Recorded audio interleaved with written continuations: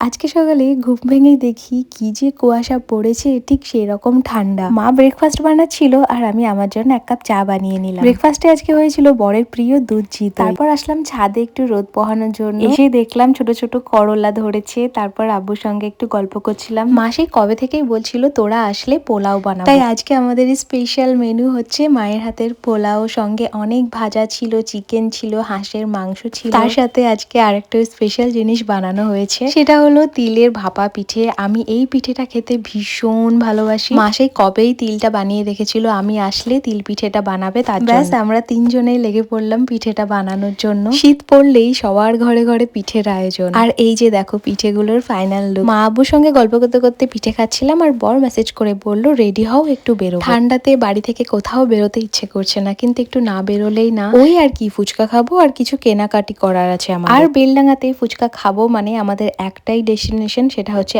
আশ্রমে এই দাদার কাছে। এত দারুণ করে ফুচকা বানায়। তারপর এসেছিলাম একটা কাপড়ের স্টোরে, এখানে কিছু কেনাকাটি করে এখন যাচ্ছি বাড়ি। বাড়ি যাওয়ার পথে নিয়েছিলাম বাড়ির সবার জন্য রোল। ওকে, সো আজকের দিনটা এইভাবে কাটালাম। তোমরা নতুন হয়ে থাকলে সাবস্ক্রাইব করে দিও। টাটা।